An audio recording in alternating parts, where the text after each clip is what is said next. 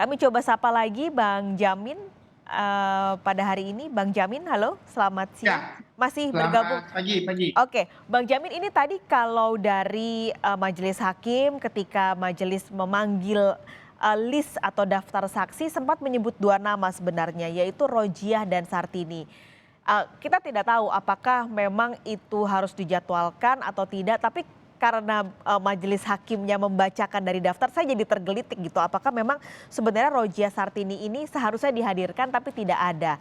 Nah, kita tahu kalau Rojiah Sartini ini adalah ART Verdi Sambo dan juga Putri Chandrawati sudah beberapa kali dipanggil tapi tidak hadir di ruang sidang. Sebenarnya ada konsekuensinya nggak sih Bang Jamin ketika saksi ini sudah berkali-kali dipanggil tapi tidak hadir? Apa konsekuensinya? Ya, kalau kita melihat KUHP, orang yang dipanggil menjadi saksi dalam persidangan, kalau tidak hadir, maka dia bisa dihadirkan secara paksa. Dan kalau dia tidak memiliki alasan yang tidak jelas terkait ketidakhadirannya, maka dia bisa ditahan ya untuk dimintai keterangan terkait dengan kenapa dia tidak bisa atau tidak mau untuk hadir dalam persidangan ini. Nah, kalau kita lihat ini dua saksi ini yang sudah kan tentu kan mereka sebelumnya sudah di BAP ya, di BAP. Nah, harusnya mereka tidak mempunyai alasan ya untuk tidak bisa hadir kan gitu. Kalau memang tidak beralasan, kecuali kalau mereka ada alasan yang jelas. Contohnya mereka sakit ya yang tidak bisa hadir dalam persidangan, maka hakim akan menunggu dulu lebih dahulu untuk dilakukan pengecekan kesehatan orang tersebut, apakah orang tersebut benar-benar sakit sehingga tidak bisa dihadirkan dalam persidangan seperti itu. Tapi kalau mereka masih bisa, maka kewajiban jaksa. Jadi saksi-saksi ini kewajiban jaksa untuk menghadirkan dalam persidangan begitu karena ini saksi yang dari jaksa. Jadi jaksa lah yang bertanggung jawab itu dan bisa dipaksa untuk dihadirkan. Diperintahkan oleh majelis supaya jaksa memerintahkan untuk memanggil secara paksa orang tersebut untuk meminta keterangannya di dalam persidangan ini begitu, Pak. Ini ada ininya nggak sih, Bang Jamin minimal gitu pemanggilan sampai 4 kali baru dipanggil paksa? Ya, sebenarnya kalau sekali dipanggil tidak mau, ya harusnya bisa dengan kedua kali dengan peringatan, setelah itu baru boleh dipanggil secara paksa gitu, dihadirkan secara paksa untuk hadir dalam persidangan begitu. Jadi ini benar-benar tugas dan tanggung jawab jaksa penuntut umum untuk bisa menghadirkannya. Nah, berarti kalau, apa namanya, misalnya tidak hadir juga dalam beberapa kali, apakah memang apa, disengaja begitu supaya kedua saksi ini memang tidak hadir? Ya, ini permasalahannya kan jaksa ada, kenapa mereka tidak bisa menghadirkan? Kan itu pertanyaan. Mengapa jaksa tidak bisa menghadirkan saksi ini? Harus hakim menanyakan kepada jaksa, saudara jaksa, kenapa saudara tidak dapat menghadirkan ini? Nah, kalau jaksa merasa tidak perlu karena dalam tuntutannya dianggap tidak relevan dengan kasus ini, ya jaksa bisa saja tidak mau menghadirkan begitu. Karena penilaian terhadap untuk membuktikan suatu dakwaan ini menjadi bisa dibuktikan, maka dia perlu saksi. Nah, perlu saksi yang relevan. Jangan-jangan jaksa menilai saksi ini nggak relevan terkait dengan kejadian ini, sehingga tidak bisa menguatkan dakwaannya, sehingga dia ya diam-diam saja nggak mau menghadirkan itu. Menurut perhitungan jaksa begitu ya, karena hakim nggak bisa juga memaksakan supaya jaksa menghadirkan ini begitu, karena menurut jaksa belum tahu apa kepentingan untuk menghadirkan itu, ada relevan nggak. Tetapi kalau contohnya ada saksi lain mengatakan, oh Pak, ini saksinya penting Pak, hakim gitu. Nah, hakim merasa penting ini untuk dihadirkan. Nah, itu bisa diperintahkan begitu. Jaksa untuk menghadirkan. Tapi kalau jaksa sendiri yang tidak mau menghadirkan, menurut perhitungan saya, saksi ini tidak punya kualitas untuk bisa menerangkan relevansinya dengan kasus ini. Jadi jaksa ya dipanggilin, ya enggak juga nggak apa-apa begitu. Oke. Biasanya ada begitu Mbak Mas. Oh, tapi menurut Bang Jamin 2 ART ini sebenarnya penting atau tidak untuk dihadirkan? Ya, saya tidak tahu sih Rojiah sama, Sartini ini apakah mereka ada dalam posisi, di tempat kejadian pada saat kejadian ya begitu. Dan, apakah ini sudah pernah diperiksa nggak dalam kasus sebelumnya dan sudah memberikan keterangan. Nah, kalau memang belum pernah dan tidak ada kaitan, tentu jaksa merasa nggak penting gitu ini untuk dihadirkan. Nah, tapi kalau menurut sudah pernah dulu memberikan keterangan dan keterangannya itu memang sangat signifikan ya dalam kasus ini, harusnya dihadirkan juga dalam perkara kasus ya Baradae dan juga RR dan Kuatmaruf ini begitu, Mbak. Mhm. Oke, karena, seharusnya apalagi ini 3 terdakwa ini akhirnya digabungkan, sidangnya untuk melihat dan mengungkap apa sebenarnya peran masing-masing dan apakah terbukti dakwaannya. Bang Jamin, kita kembali lagi ke sidang pada hari ini. Tadi kalau kita lihat ada, 2 kontainer alat bukti yang, tadi ada di depan meja majelis hakim. Itu biasanya akan dibuka semuakah alat bukti yang tersimpan di situ atau sesuai dengan keinginan majelis hakim saja? Ya, jadi pembuktian ini sekarang kan tertumpu kepada jaksa. Jaksa akan contohnya ya, jaksa contohnya menanyakan kepada Kabak Reskrim ya, Kabar Reskrim Polres Jakarta Selatan ya. Apakah Anda pada saat itu hadir di situ waktu olah TKP pertama sekali? Siapa yang memanggil Anda? Lalu waktu Anda hadir di situ, apa yang Anda lihat? Nah, terus dikatakan, saya ada melihat mayat korban. Nah, kalau mayat korban tentu kan mayatnya sudah dikubur, sehingga hanya ditampilkan fotonya, apakah mayat korbannya itu ini. Nah, nanti itu foto sebagai barang bukti. Lalu Anda lihat di situ apakah ada proyektil berjatuhan, berapa jumlahnya? Oh, saya lupa tapi ada. Nah, coba ditujukan lagi, diambil proyektilnya. Ini benar seperti ini yang Anda lihat? Benar. Nah, jadi semua barang bukti, nah itu akan dikonfirmasi kepada para saksi satu persatu.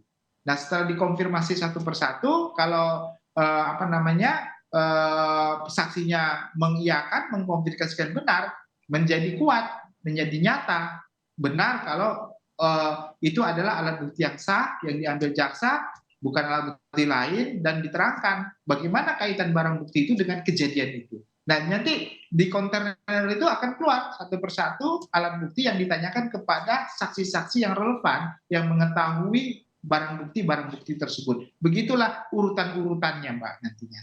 Oke, berarti, ini juga nanti tentu dinantikan ya karena ketika, Kejaksaan Agung atau berkas ini dilimpahkan dari kepolisian ke Kejaksaan Agung juga tidak ada alat bukti yang beberkan begitu ke publik, diperlihatkan. Jadi kalau susunannya tadi seperti itu, Bang Jamin berarti ada beberapa alat bukti yang nantinya secara terbuka akan dilihatkan di ruang persidangan. Tapi kalau bicara soal sidang secara terbuka ini sebenarnya masih jadi polemik karena, Kejaksaan Agung meminta supaya tidak ada live begitu yang ditunjukkan atau yang disiarkan, baik itu secara langsung ataupun secara tertunda seperti yang beberapa media lakukan, seperti kami juga Bang Jamin, Kompas TV lakukan. Ini sebenarnya bagaimana sih, ini kan sebenarnya terbuka begitu, kalau nantinya alasannya adalah saksi, takutnya dipengaruhi atau tidak, namun kan nantinya juga mereka tetap mendengar gitu dalam beberapa, waktu ke depan atau mungkin dalam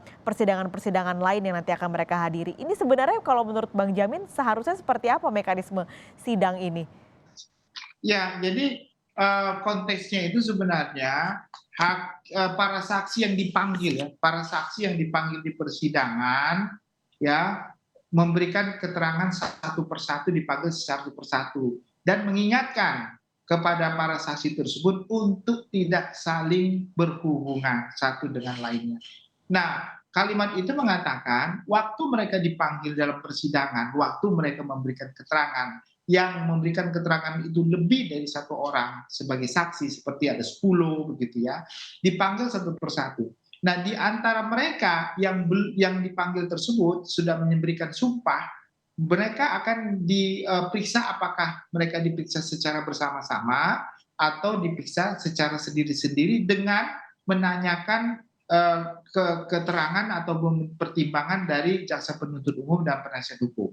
Contohnya, jaksa penuntut umum bilang, kami mohon supaya diperiksa berbeda-beda. Kelompok pertama 3 orang, kelompok kedua 3, kelompok berikutnya. Penasihat hukum setuju? Setuju. Maka kelompok pertama akan memberikan 3 orang, seperti yang hari ini kita lihat. Sisanya mereka tidak boleh ada dalam ruang persidangan. Karena apa? kalau sampai mereka ada di dalam ruang persidangan, nanti mereka saling berhubungan dan mendengarkan Mhm. keterangan yang sedang melaksanakan memberikan keterangan. Wah, kalau mereka ada di luar, sudah diperingatkan di luar. Kalaupun kalian di luar, kalian jangan saling berhubungan, jangan saling ngobrol, jangan saling nanti. Cuma itu kan kalau sudah di luar, kewenangan hakim sudah nggak ada gitu loh. Dia nggak Ya. bisa mampu lagi untuk mengontrol tersebut begitu di antara para mereka. Nah, kalaupun seandainya sekarang ada 3 orang seperti saat ini memberikan keterangan, lalu keterangan tersebut kan tidak akan didengar karena memang audionya nggak dikeluarin begitu Mhm. ya. Maka dan di luar itu juga mereka bisa saja berhubungan, ngobrol apa segala macam, nggak ada juga yang ngontrol begitu kan di antara para mereka begitu, nggak ada yang ngawasin. Mereka bukan ditempatkan pada shelter khusus supaya mereka nggak boleh berhubungan, berkomunikasi begitu.